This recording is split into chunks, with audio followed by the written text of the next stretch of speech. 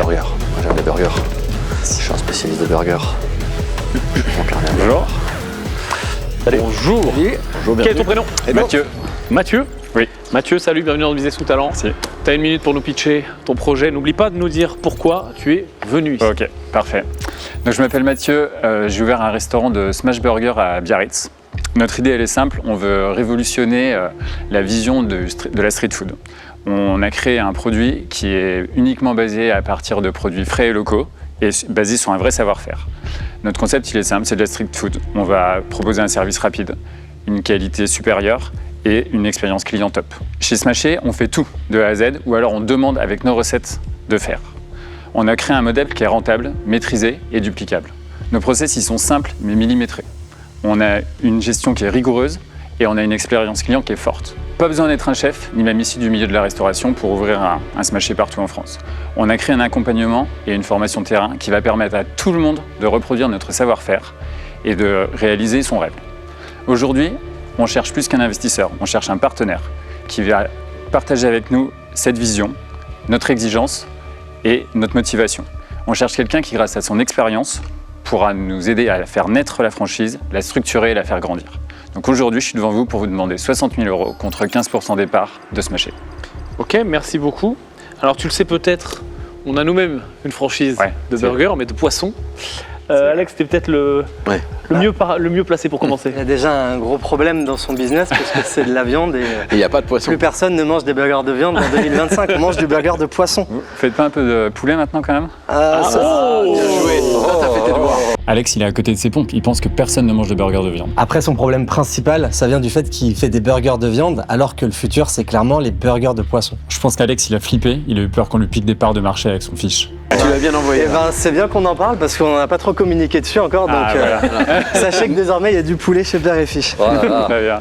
Qu'est-ce que t'en penses, Alex? Ben, j'en pense que je suis très curieux sur les chiffres que j'ai vus où il y a une renta annoncée qui est quasiment à 40%, ce qui est plus rentable qu'un McDo. Donc je suis curieux surtout sur la masse salariale et tout. Est-ce que c'est parce que vous avez bossé dedans et vous n'êtes pas compté? Exactement. Ok. Parce que je me suis dit sinon... Avec nous qui travaillons à l'intérieur, mais on va pas être très loin de cette rentabilité-là parce que nos process, ils sont vraiment... Tout a été calculé, millimétré, chronométré pour tout ce qu'on fait. Enfin, sur des affaires de cette taille-là, 3 collaborateurs salariés plus charges à l'année, quand même ça compte. Ouais. On avait combien là des salariés sur l'été? On a un salarié maintenant. Donc ce salarié faisait 14% de la masse salariale? Non, on vient d'employer un salarié, on a travaillé tout l'été que tous les 3 dans le restaurant. Ok. En gros, dans le business plan, on a budgété 3 salariés, sauf qu'on est capable de les former de A à Z en fait. Donc on ne cherche pas un chef, on ne va pas avoir un salaire de chef à payer. On cherche des gens qui ont potentiellement même pas d'expérience dans la restauration, mais qui veulent se lancer. Nous, on est capable de les former de A à Z. Le meilleur exemple, c'est un des 3 associés, Mathieu. Il n'avait jamais cuisiné de sa vie, et là, c'est lui qui s'occupe de former le nouveau salarié. Il a appris en 1 mois à tout faire de A à Z dans le restaurant. Il fait quoi entre vous 3? Alors, Mathieu, il était expert comptable et maintenant il s'occupe de la formation des nouveaux employés. Carole, elle a eu des restaurants pendant 10 ans et elle s'occupe de la direction artistique et de la communication. Et moi, je suis plus sur le côté investissement et tout ce qui va être les recettes et la partie cuisine pure. Lequel de vous deux est en couple avec Carole? Moi. Question importante. Eh oui, parce que là, tu pars dans une direction qui est celle peut-être d'entreprendre à grande échelle, de franchiser, de scaler, etc. Ça nécessite d'avoir des objectifs de vie alignés. Exactement. Et c'est important ça. C'est important parce que dans le niveau d'engagement que ça va demander, s'il commence à y avoir une petite division, il faut que ce soit su dès le départ. Vous êtes en phase sur cette vision à projection 1 an, 5 ans On est en phase. Volonté d'ouvrir le même nombre de ventes. Le projet, c'est pas qu'on devienne des restaurateurs à la base, c'est qu'on est des investisseurs. Et on a vu qu'il y avait ce segment du smash burger qui était en train de grandir. On en a goûté plein à Biarritz, on est venu à Paris tous les faire et on s'est dit qu'il y avait quand même un problème sur la qualité de ce qui était proposé et la différence même de qualité entre certaines chaînes qui existent déjà. On a été Bordeaux-Paris pour goûter Junk par exemple. Est-ce que tu penses que le marché veut de la qualité à date? Puisqu'on a vu qu'il y avait eu l'énorme vague Big Fernand, Burger de Papa, King Marcel, qui ne sont quand même tous plus que l'ombre d'eux-mêmes. Par rapport au marché vraiment fast-food où c'est pas cher mais moins quali et ça fait des chiffres beaucoup plus importants. La qualité c'est bien, mais le problème c'est que s'il n'y a pas de business, c'est toujours pareil. Ce qui va faire le business, ça va être la façon dont j'amène le marketing, la façon dont je choisis mon emplacement, etc. Surtout pour un restaurant. La qualité c'est super important, mais c'est pas le premier argument de vente, je pense. Alors je pense qu'il y a un juste milieu à trouver entre le fait de sourcer tout localement, de savoir exactement les produits qu'on veut et de pas, on va dire, subir le produit qui peut nous être donné par un artisan. Et le fait de réussir quand même à avoir des marges qui sont hyper intéressantes, mais de proposer un produit pas cher, mais très très bon.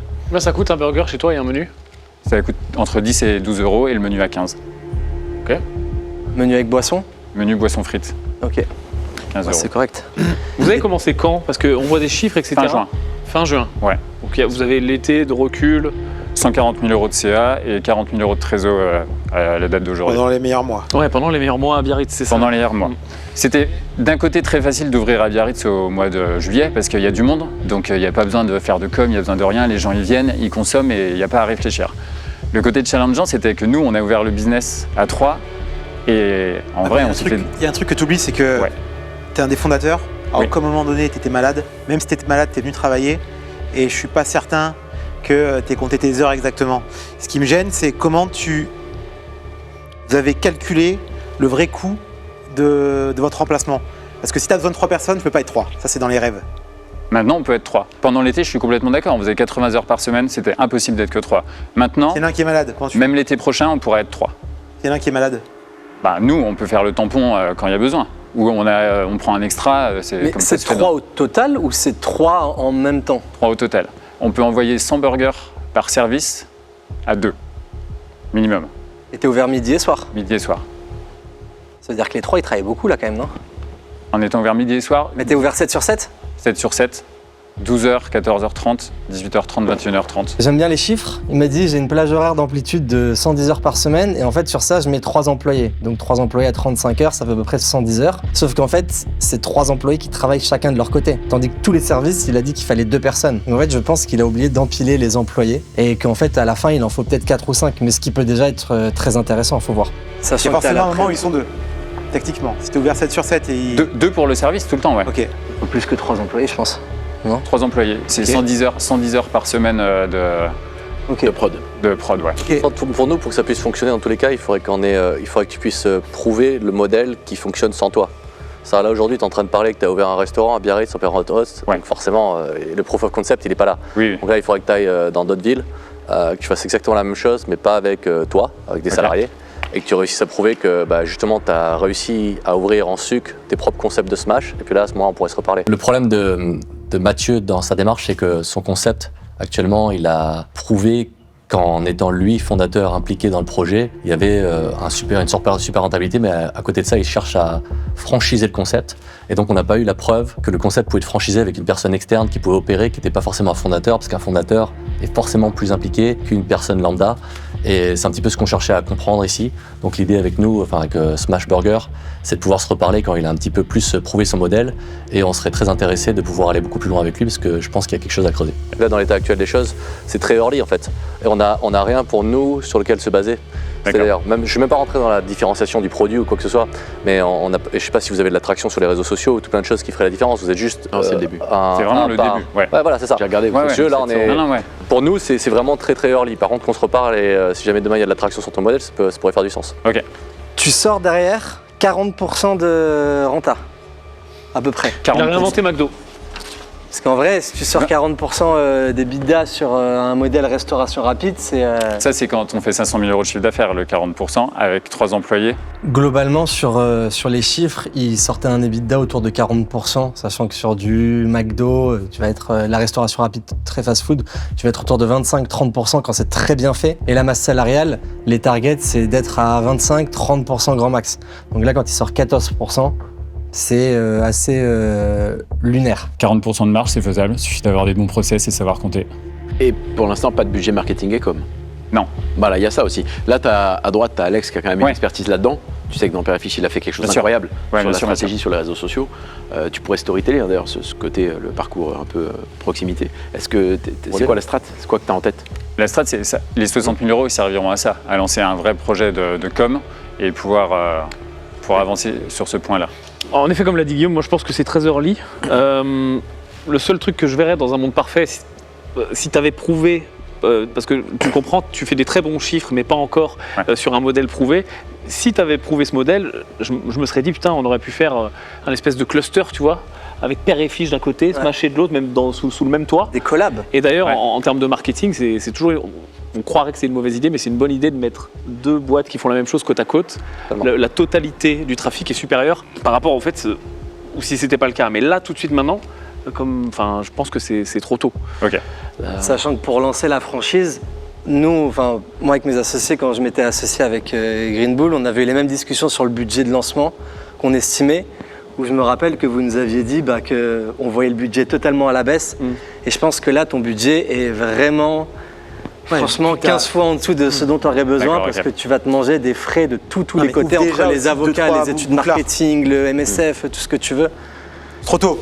J'ai l'impression que ça fait 3 mois qu'on se connaît, tu veux me marier là? Non mais ouvre 2-3 bouclards, va dans une vraie ville. Ok, ouais, non, mais je comprends. Il aime bien les préliminaires, Sinon, Benoît. Il a besoin de te connaître. Va dans une ville où il y a une grosse métropole, va aussi essayer en centre co. Quand tu auras fait 2-3 en propre, là tu as un concept, là on parle. Là c'est trop tôt là. Là voilà, c'est bon là. Tu m'as pas assez. Faut encore le draguer un peu. Drague-moi trop là, c'est bon. Il adore la foot, Benoît. Ouais, Mathieu, j'adore. Mais ils ont ouvert il y a 3 mois dans une ville qui est saisonnière pendant l'été. Donc là, ce qui m'intéresserait, c'est vraiment qu'ils aillent s'exposer au marché, ils aillent se confronter dans une grande ville où il y a différents types de populations pour qu'on puisse comprendre réellement qui est leur persona et qui vient consommer, premièrement. Et ensuite, qu'ils aillent également en centre commercial pour voir ce qui se passe et si il y a une clientèle qui est apte à consommer. Là, c'est trop tôt. C'est pas crédible aujourd'hui pour investir et accompagner un développement en franchise. Ils ont besoin d'avoir leurs 2-3 business en propre où ils pourront nous dire, OK, aujourd'hui, on a tel type de personnes qui consomment chez nous, le ticket moyen est de temps, etc. Non, mais là, c'est trop tôt, en fait. Par contre, tu m'as fatigué avec ton process, là, j'ai envie de te parler là-dessus. Ouais, c'est ce que j'allais dire. On va se parler, On est curieux. Je suis très curieux. Ah ouais, bah ouais. On va le prendre en talent. Moi, je vote pour talent. Je suis chaud. Vous voulez faire quoi en talent? Malheureusement. Un petit contrat, super fiche. Lâche ton resto. Lâche ton resto. Oui. Ça, c'est le côté du burger du Non, poisson. ils sont trois avec et nous, puis on peut t'es pas, en on couple peut aussi. pas, Mais on peut pas. en tout cas, je pense que ça partira pas sur une délibération Non, parce ça qu'on est partira tous pas au sur- raccord là-dessus. Ok. Mais on t'envoie un max de force. Ça marche. Bon, On t'envoie un merci pour max de votre temps. force, encouragement du jury. Très bien. On a hâte de goûter si on passe par Biarritz. Ah bah, avec plaisir, ouais. Ouais. Reviens nous voir quand t'en as 2-3. Très bien. Ça Merci, marche. Mathieu. Merci. Au revoir. Merci, Mathieu. Merci. On aurait pu manger ça à midi quand même. C'est vrai.